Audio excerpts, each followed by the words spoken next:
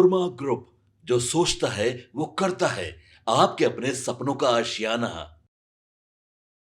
नीतीश कुमार का आगामी विधानसभा चुनाव में रोल क्या होगा?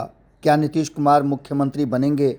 क्या नीतीश कुमार के एजेंडे पर ही चुनाव लड़ा जाएगा या फिर कोई नई प्रक्रिया अपनाई जाएगी? इन सभी बातों पर चर्चा हो रही है। तो वहीं दिल्ली में भी जमकर मंथन हो रहा है। एक मीटिंग अमित शाह के साथ एनडीए गठबंधन की हो चुकी है और इस मीटिंग में कई तरह की बातें सामने आई हैं। इसके साथ साथ एक बात और साफ हो गई है कि भारतीय जनता पार्टी इस बार बिहार में बेहतर प्रदर्शन के लिए हर तरह का एक्शन प्लान रेडी रखेगी और किसी भी परिस्थिति से निपटने के लिए वो फैसले ले सकती है।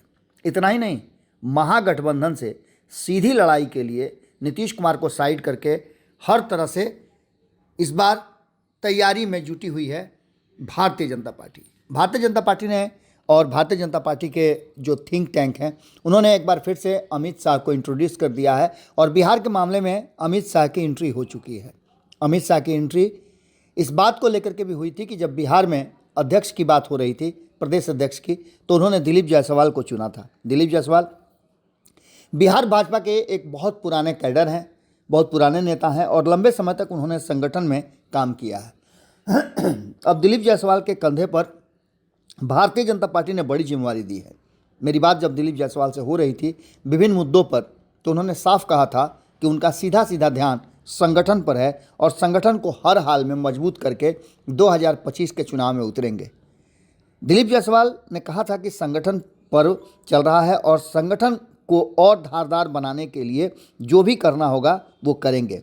सीधे सीधे उनका जो कनेक्शन है वो दिल्ली से है और दिल्ली भाजपा जो फैसला करेगी उस हिसाब से वो एक्ट कर रहे हैं।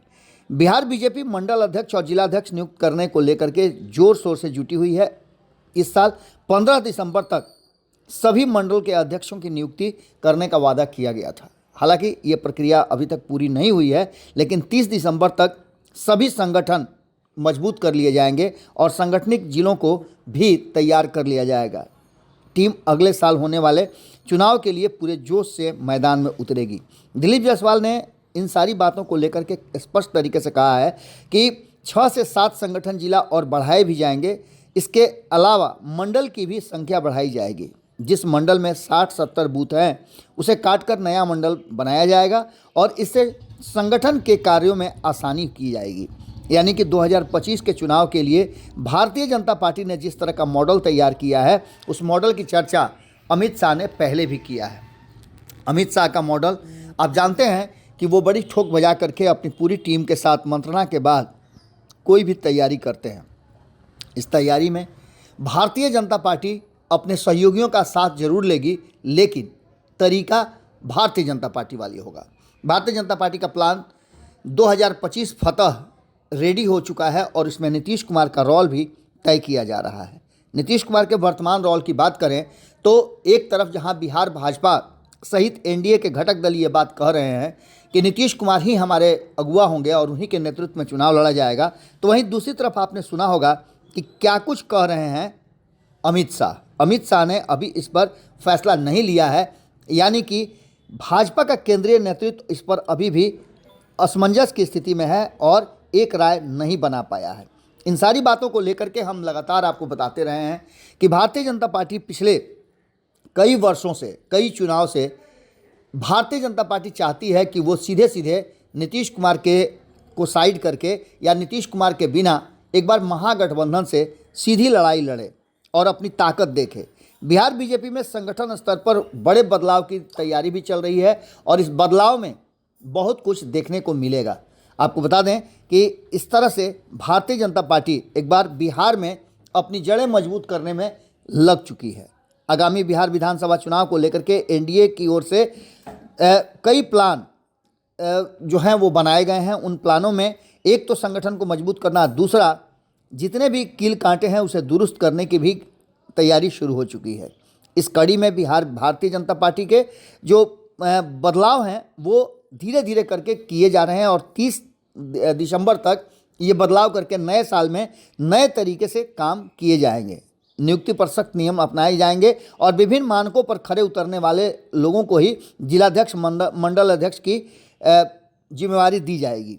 इसके साथ साथ आपको बता दें कि जो वर्तमान परिस्थिति बनी है उसमें खास करके एक बात तो साफ साफ नज़र आ रही है कि जिस तरह से आपने देखा होगा कि भारतीय जनता पार्टी एक एक कदम फूक फूक के चल रही है, वो साफ बता रहा है कि बिहार में कुछ नया करने की ललक के साथ भारतीय जनता पार्टी इस बार तैयारी कर रही है। भारतीय जनता पार्टी की जो कोर टीम है वो बार बार बिहार की कोर टीम से मंत्रणा कर रही है और दिलीप जायसवाल के साथ साथ जो दोनों डिप्टी सीएम हैं वो लगातार दिल्ली दौरा पर रह रहे हैं। ऐसी स्थिति में आने वाले चुनाव को लेकर के भारतीय जनता पार्टी कोई भी कोर कसर छोड़ना नहीं चाहती है। हमने आपको बताया था कि जिस तरीके से भारतीय जनता पार्टी अपनी रणनीति बनाती है उसे देख करके आप अंदाज़ा लगा सकते हैं कि क्या होने वाला है। पिछले जो कई राज्यों के चुनाव हुए हैं उसमें भी भारतीय जनता पार्टी का अपना एक अलग अंदाज देखने को मिला है। चाहे वो झारखंड की बात कर लें, हालांकि झारखंड हार गई है लेकिन अपनी रणनीति में कोई भी बदलाव नहीं किया गया। दूसरी तरफ आपको बता दें कि आपने हरियाणा में देखा, हरियाणा में सारे सर्वे रिपोर्ट ये बता रहे थे कि भारतीय जनता पार्टी इस बार सत्ता से बेदखल हो जाएगी, लेकिन भारतीय जनता पार्टी के स्ट्रेटजी और उसका ज़मीनी पकड़ उसे सत्ता में और मजबूती से लेकर के आया। इसके साथ साथ जम्मू कश्मीर की भी बात कर सकते हैं, वहाँ भी भारतीय जनता पार्टी का प्रदर्शन उसके आशा के अनुरूप ही रहा है। तो बात करें हम महाराष्ट्र की, तो महाराष्ट्र में तो भारतीय जनता पार्टी ने जिस तरह का प्रदर्शन किया है वो निश्चित रूप से पिछले चुनाव से बहुत बेहतर था। अब तक महाराष्ट्र में आपने देखा होगा कि वो शिवसेना के साथ चुनाव लड़ती रही है। शिवसेना के बिना भारतीय जनता पार्टी के बारे में कहा जाता था कि वो कुछ भी नहीं है और महाराष्ट्र में बहुत कुछ नहीं कर पाएगी, क्योंकि महाराष्ट्र में जो शिवसेना है उसकी जड़ें बहुत मजबूत हैं, जिस तरह से बिहार में नीतीश कुमार की जड़ें मजबूत हैं। अब उसी मॉडल की बात बिहार में भी अमित शाह ने कर दिया है। जिस तरह से आपने देखा होगा कि महाराष्ट्र में भले ही शिंदे और अजीत पवार को लेकर के उनके साथ चुनाव लड़ी थी, लेकिन इस बार प्रभाव जो है वो भारतीय जनता पार्टी का रहा और भारतीय जनता पार्टी अच्छी खासी सीटें भी जीत करके आई। यही कारण है कि भारतीय जनता पार्टी ने अपना मुख्यमंत्री दिया और शिंदे को इंतजार करना पड़ा, शिंदे को उप मुख्यमंत्री से ही संतुष्ट होना पड़ा। इसके साथ साथ आपको बता दें कि बिहार को लेकर के और बिहार में होने वाले 2025 के चुनाव को लेकर के भारतीय जनता पार्टी पूरी तरह से अपनी कमर कस चुकी है। बिहार भाजपा के नेताओं ने भी भले ही ये कहा हो कि वो नीतीश कुमार के नेतृत्व में लड़ेंगे, लेकिन केंद्रीय नेतृत्व का जो फरमान होगा उससे वो टस से मस नहीं होंगे। बिहार में परिस्थितियां बदलने लगी हैं और बदलने लगी है इन 4 सीटों के उपचुनाव और 1 सीट पर तिरहुत में जो विधान परिषद के चुनाव हुए हैं उसने बहुत सारी चीज़ों को क्लियर कर दिया है, जिससे कि भारतीय जनता पार्टी को एक स्ट्रेट फॉरवर्ड रास्ता मिला है। इस बीच आपने देखा होगा कि एनडीए गठबंधन के अन्य घटक दल हैं, उन्होंने भी अपनी अपनी राय देनी शुरू कर चुकी है। यहाँ तक कि नीतीश कुमार के कार्यों को लेकर के और अन्य चीज़ों को लेकर के भी एनडीए गठबंधन में चर्चा शुरू हो चुकी है। अब देखना दिलचस्प होगा कि भारतीय जनता पार्टी जो लंबे समय से एक इच्छा रखती थी कि वो बिहार में अकेले दम पर या फिर अपने लीड करके चुनाव लड़े, क्या उसका समय आ गया है? क्या नीतीश कुमार को साइड करके भारतीय जनता पार्टी राष्ट्रीय जनता दल और महागठबंधन से 2-2 हाथ करने के लिए तैयारी कर चुकी है? क्या होगा ये तो आने वाला वक्त बताएगा, लेकिन एक बात तय है कि जिस तरह से भारतीय जनता पार्टी का एक्शन है वो साफ साफ बता रहा है कि भारतीय जनता पार्टी ने कहीं ना कहीं ये फैसला कर लिया है कि वो इस बार के चुनाव में पारंपरिक बातों को छोड़ करके एक नए तरीके से, नए सिरे से, नए अंदाज में सब कुछ देखेगी, करेगी और चुनाव में जीतने का भी दम भर रही है। एजेंडा बिल्कुल क्लियर है कि इस बार 2025 फतह करने के लिए नीतीश कुमार पर ज़्यादा भरोसा नहीं करेगी भारतीय जनता पार्टी और अपने दम पर यहाँ चुनावी मैदान में उतरेगी, जिसमें उसके अन्य सहयोगी जदयू को छोड़ करके उसके साथ टिके रहेंगे। क्या होता है ये देखना दिलचस्प होगा। 2015 में हालांकि भारतीय जनता पार्टी ऐसा प्रयोग करके पिछड़ चुकी है।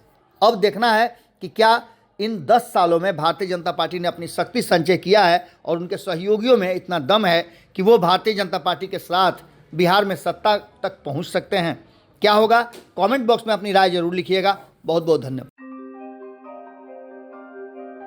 आपके सपनों को हमने सजाया है, ई होम्स पैनोरामा को हमने बनाया है। ई होम्स मेरा एक सपना था जिस पे मैं पिछले 4 साल से काम कर रहा था। हमने जो बनाया है वो सबने है माना। ई होम्स पैनोरामा में हो आपका भी आशियाना। और फाइनली हमने 2021 में इस प्रोजेक्ट को लॉन्च किया। बहुत लोग अप्रिशिएट कर रहे हैं कि पूर्णिया जैसे शहर में, बिहार के, एक तो बिहार की बात करें उसमें भी पूर्णिया जैसे छोटे जगह में इस तरह का लाइफस्टाइल देना, ये सुन के हम लोगों को बहुत अच्छा लगता है। ई होम्स में हमने कुछ और भी किया है, जैसे हम जिस जगह में रह रहे हैं हमारे फैमिली सिक्योर हो, उनको सिक्योरिटी का ध्यान में रखा है। आपकी सुविधा और सुरक्षा आपके लिए खास है, ये आपका विश्वास है। इसमें आर्टिफिशियल इंटेलिजेंस का 7 लेयर सिक्योरिटी का हमने इस्तेमाल किया है। लस ग्रीन कैंपस को बनाया है। यदि हमारा बाउंड्री वाल है तो वो वर्टिकल गार्डन है। ये जितनी भी फैसिलिटी होता है एक इंटरनेशनल टाउनशिप में, ई होम्स है, ये हम लोग विश्वास नहीं कर पा रहे हैं। जो भी हमारे मित्र दोस्त या जो भी हमारे बाहर के बाहर आते हैं तो हम लोगों को बहुत अच्छा सुनने को मिलता है और बहुत अच्छा क्रेडिट मिल रहा है। वो सारा हमने सिर्फ एक बिल्डिंग नहीं बनाया, हमने एक बहुत अच्छा लाइफस्टाइल दिया ई होम्स में, और मेरा एक सपना था जिसको मैं आज फुलफिल होते हुए देख पा रहा हूँ। ये आपका आवास है। ई होम्स पैनोरामा में अब आपका निवास है। E Homes Panorama, luxurious lifestyle redefined. Panorama Group, जो सोचता है वो करता है। अगर ये वीडियो पसंद आई और वह बिहार के राजनीति और बिहारियत से सरोकार रखेनी तो सब्सक्राइब बटन दबा के चैनल के सब्सक्राइब कर ली। ओजे एगो घंटी बा, ओकरा बटन दबा देला से कुल सटीक और मारक खबर रुआ मुफ्त में मिल जाई। अगर रुआ पत्रकारिता के हमनी के नया प्रयोग में सहयोग कर चाहतानी तो ज्वाइन बटन दबा दी। पेटीएम नंबर नोट कर ली 93